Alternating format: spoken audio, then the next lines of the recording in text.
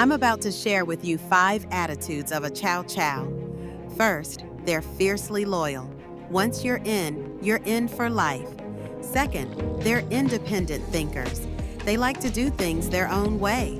Third, they're incredibly protective. They'll always have your back. Fourth, they're calm and dignified. No unnecessary barking here. Fifth, they're a bit aloof. They need their space, but love their family. Which attitude do you admire most? Or are you ready to welcome a Chow Chow into your life?